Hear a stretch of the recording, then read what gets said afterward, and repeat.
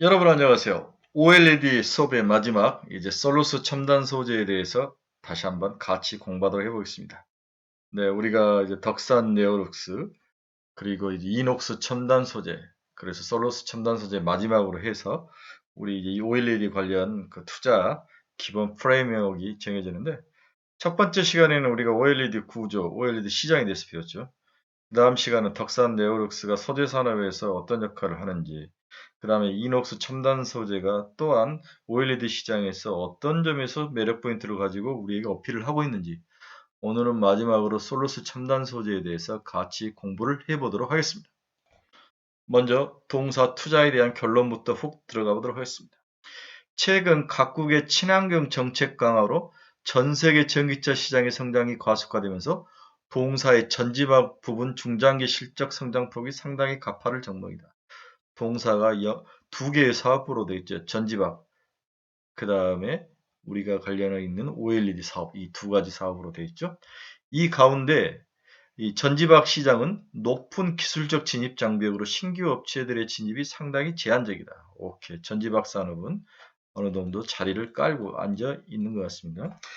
이 전지박 시장은 세 개가 지금 우리나라에 있죠. 일진 머티리얼즈, SK 넥실릭스, 그 다음에 솔루스 첨단 소재. 원래 두산 솔루션이 있네. 예, 이름을 바뀌었죠. 진대재에 있는 스카이레이크가 샀는데 키우고 있는 것 같습니다.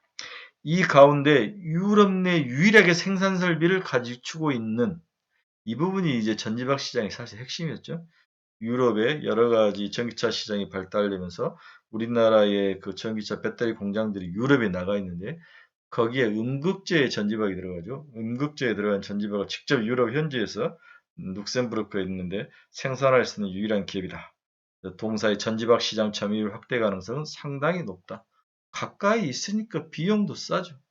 빨리 콜을 할 수 있고 좋은 점이 참 많습니다. 또한 OLED 산업 성장에 따른 동사의 OLED 소재 수요 증가가 예상되고 있다. 향후에도 점진적 실적 개선에 따른 주가 상승세가 지속될 것으로 전망되어 동사에 대한 긍정적 시각을 유지한다. 동사의 목표 가격은 제가 쓰진 않는데 전고점 수준 정도가 될 것 같은데, 이게 전고점이 아니죠. 지금 지속적으로 올라오고 있죠. 98,000원까지 올라왔는데 제가 12만 원이라고 사실 봤는데, 아, 가능할 것 같습니다. 12만 원 정도. 그래서 가지고 계신 분들은 12만 원 정도에 오면은 한번 팔아주는, 보유 물량의 50% 정도는 털어주는, 그리고 나머지 50%를 15만 원에 도전해보는 이러한 전략도 괜찮아 보인다. 동사에 대한 결론이었습니다. 동사의 주가 추이 한번 볼까요? 네, 아주 뭐 4만 원, 5만 원대부터 그냥 쉬지 않고 올라왔죠. 2차 전지 시장이 계속 핫하면서 동사가 수혜를 받던 것 같습니다. 시가총액은 3조 수준인데요. 이런 수준이면 4조에 도전하겠죠. 결국 5조까지도 갈 수 있을 것 같은데, 이 스카이레이크가 동사를 싸게 사가지고 크게 키워서 나중에 큰 대박에 칠 종목으로 보고 있습니다. 동사의 수급 추이도 한번 보겠습니다. 네, 국내 기관들이 지속적으로 사고 있죠. 외국인들도 거의 매일 사고 있다고 볼 수 있죠. 물론 뭐 듬성듬성 팔아는 것도 보이지만 양수 겸장의 수급 추이를 보이고 있습니다. 2차 전지 관련 기업들의 대부분 수급이 지금 이런 모습이죠.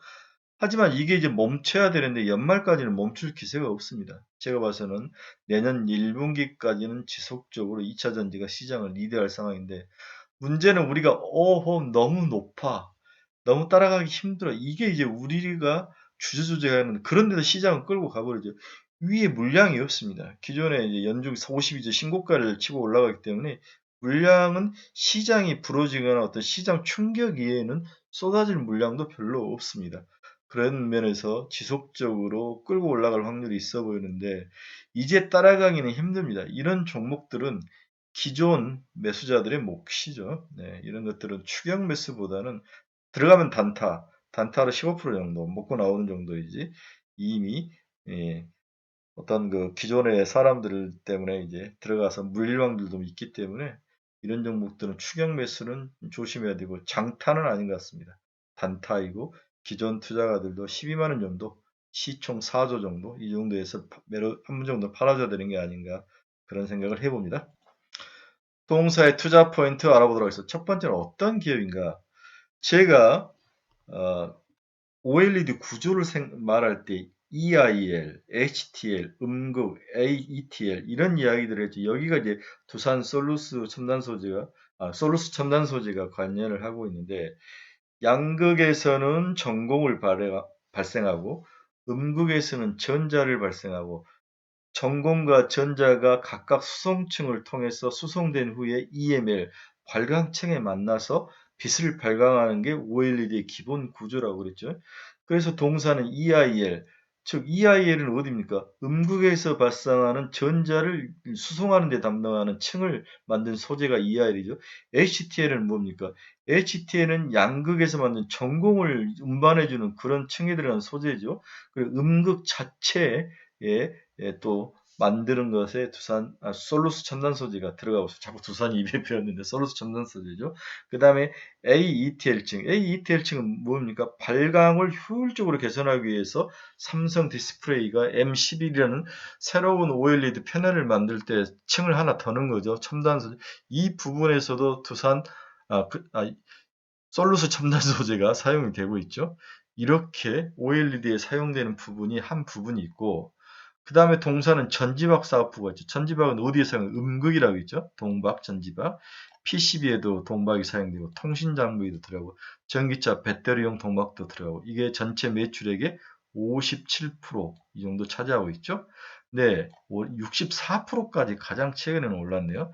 그 다음에 방금 말한 우리 OLED 첨단 소재가 약 35.62% 이렇게 보고 있습니다. 약간 의학도 하는 건데 세라마이드라는 약품을 만드는 것 같은데 이건 제가 관심이 없어서 안 봤습니다. 여러분들 한번 보시기 바랍니다.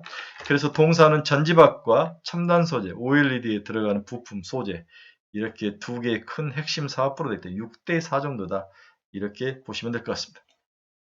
솔루스 첨단 소재 동박 생산 능력 추이를 한번 보겠습니다. 이 연한 이 짙은 게 이제 룩셈부르크죠. 룩셈부르크면은 솔루스 첨단 소재가 가지고 있는 유럽 공장의 그런 모습이고, 다음에 이게 헝가리죠. 네. 헝가리 쪽을 크게 키우고 있네요. 그렇죠? 네. 그 다음에 이제 마지막으로 미국 쪽도 이제 키우는 전략. 미국은 2025년인데 23년까지는 룩셈부르크, 헝가리 두 개 공장이 큰 역할을 하는 것 같습니다. 국내 주요 동박업체 생산들은 솔루스, 일진 머트리, 에스컨, 넥슬렉스 이렇게 보는데 이제 솔루스가 짙은 첫 번째 막대기인데 22년에는 급격하게 올라오고 있죠. 그렇죠? 네, 그렇습니다. 나름대로 3위권이지만은 열심히 쫓아가고 있는 그런 모습이다. PF가 사서 키우죠. 그래야 나중에 팔아먹을 때 돈이 되기 때문에 여러 가지 것들을 이제 투자도 많이 하고 상승을 한 후에 좋은 회사에 팔아먹을 것 같은데 이런 면에서 주가는 지속적으로 상승할 확률이 높다. 이렇게 볼 수 있습니다. 동사의 매력 포인트 두 번째로 봅시다. 글로벌 배터리 시장 전망이 중요하죠. 그렇죠? 그동안 중국이 글로벌 배터리 수요의 50% 이상을 담당해 왔으나 최근에 유럽과 미국의 수요가 가파르게 증가하고 있다. 이 점이 정말 중요합니다.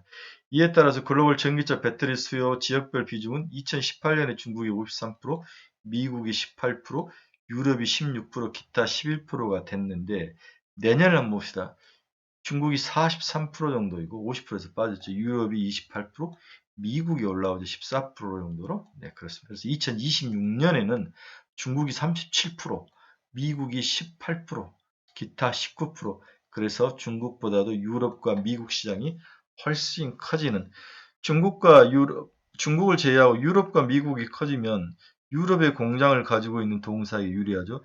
최근에 또 미국에서 배터리 시장에 공장을 증설하기 시작한 우리나라의 배터리 3사와 거기에 관련된 서프라이 체인에 속한 기업들이 가서 따라가서 공장을 지어야 되지 않습니까? 이런 면에서 미래 먹거리도 확실히 충전이 돼 있는 상태이다. 그런 면에서 지속적인 상승이 전망된다. 이게 두 번째 투자 매력 포인트라고 볼 수 있습니다. 동사의 두 번째 매력 포인트는 전지박 제2공장 증설이 계획되어 있는데요. 이게 투자의 핵심이라는 거죠. 전지박 2공장 신규 수주와 북미 전지박 공장 증설이 본격화될 전망이다. 2021년 4분기부터 동사의 주가 상승 모멘텀이 강화되고 있다. 특히 전지박 2공장에 대한 신규 수주 확보 가능성에 주목을 해야 된다.